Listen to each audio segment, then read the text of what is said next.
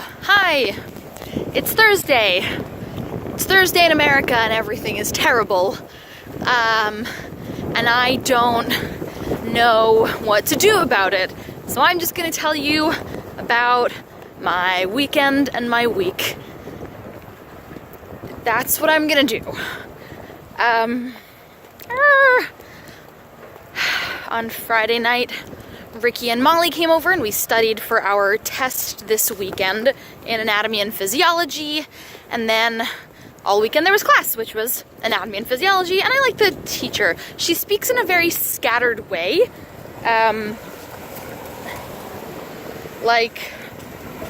She doesn't follow a very smooth narrative. She sort of says the things that pop into her head that are generally fairly tangential to the topic. Like, thank God we had a really smooth set of slides, because even if she got way off on a tangent, if she clicked over to the next slide, it would sort of yank her back on track. And I could really easily understand her way of speaking, but it did not work out very well for other people in the class who just had no idea what she was saying sometimes. So I made the effort to translate, and other than that, I think everyone did all right on the test, so that's that.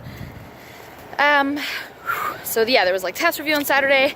It's so much content to have absorbed in, truck. Yeah, and we also learned new content on Saturday for the test on Sunday, because on Saturday we all gave presentations on STIs and contraceptives, and I did IUDs, and that was great. I was I got a lot of this information from sources, but also I know some of this because of my uterus. So that's where some of this comes from. Me. And then Saturday night was the LGBTQ movie night and Havdalah, and I had studying to do, so I stayed for the Havdalah and left before the movie night portion, which is a shame. I really wanted to see the movie they were watching, which is called Sunburst, maybe? I should find it. It's about old lady lesbians, and it's poignant and sad and happy and funny in places too.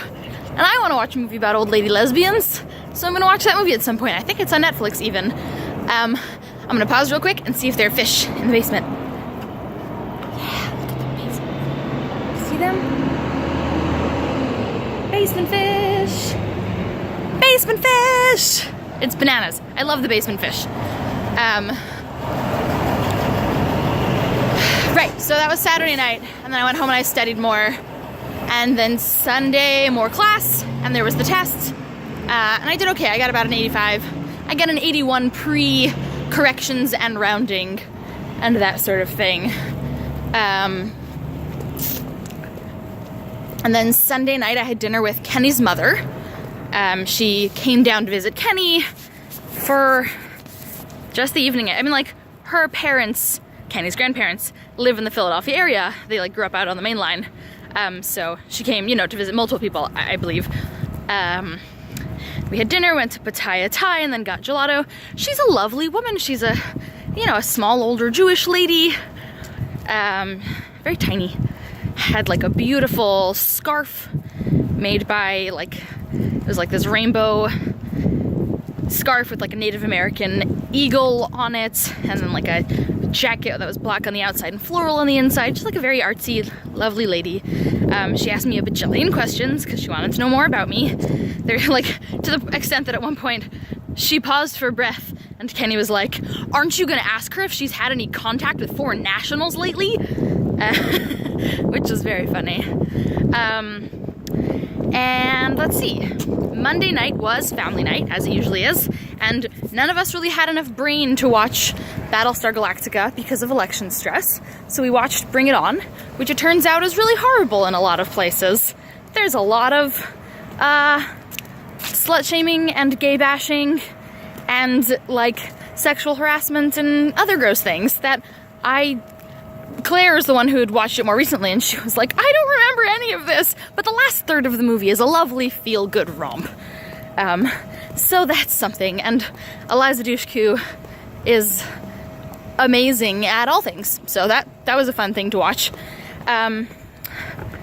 Tuesday was? Tuesday. Kenny and I went out to dinner because it was date night, and we tried really hard to keep our phones in our pockets. I mean, we both voted in the morning, of course. Tried really hard to keep our phones in our pockets the whole evening to not see what was happening. And then walked home from Elvez, and that was a nice long walk. Elvez is at 12th Street, 13th Street, and we live on 45th Street, so that felt good. And then we got home, we checked the internet, and immediately our hearts plummeted, and then we stayed up until about midnight watching the results roll in, and had a lot of feelings and cried a lot. And that was Tuesday. And yesterday at work, I felt horrible all day. I didn't even want to leave the house. And I found out that one of my closer work friends, like not Sarah Grace or Courtney, but someone I hang out with a lot, didn't vote. Like, she told me she wasn't gonna vote on Tuesday. She's like, well, if it makes you feel better, my husband's gonna vote. And I'm in a professional environment. I can't be like, Michelle, what the fuck? No, it doesn't make me feel better that your husband voted if you're not voting. Like, why would you do that? But I can't like grab her by the shoulders and shake her. This is not an appropriate environment for that. This is my work, this is my job. And I don't know what to say to her now. Like, almost half the country didn't vote. And see where we are now.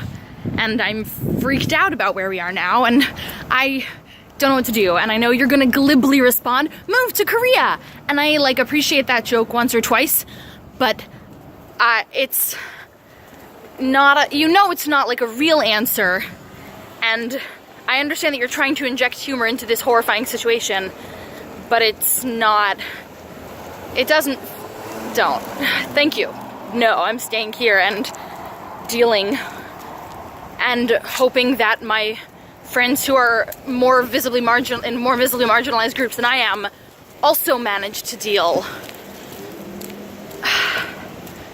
I'm so terrified of all of the bigotry that, has always been in our country, apparently, and me and my little liberal Philadelphia bubble didn't realize it necessarily, or to the extent.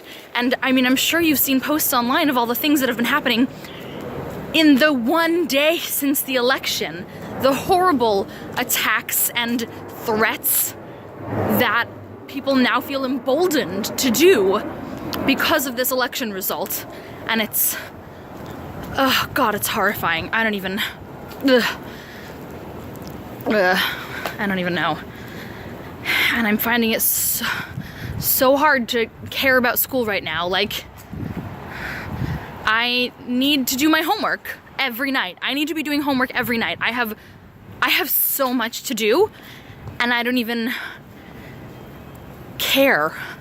I've literally never in my life been more stressed about something than I am about school, and now I am way more stressed about this than I am about school, and I just...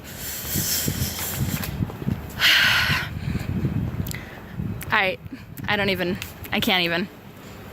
I got nothing. Sorry, yeah. Anyway, so last night Ricky came over to do homework and we couldn't stomach it. And like Kenny and Fina were also over and all my roommates are home. So, Ricky and I have to write a paper about a movie. And we decided we may as well just watch the same movie. And so we watched Love Actually. We've got to write a paper for our bio class in which we write about the neurochemical processes of love and attraction that are going on in the brains of the movie characters in a movie that has at least, three, I think it is at least 3 romantic or sexual entanglements, which Love Actually sure does.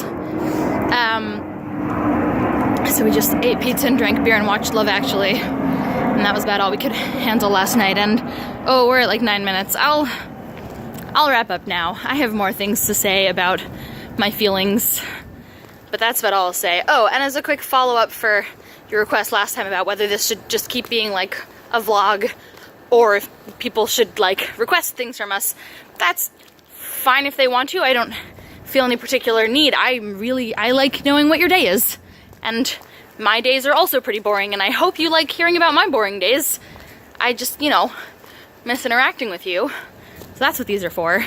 But if you would like it to be, if you'd like people to participate more in requesting content, I will go along with whatever content people request, if anyone other than Safta is watching. So I'm gonna stop now and keep lunch walking and apologize for this 10-minute video. So, bye, love you.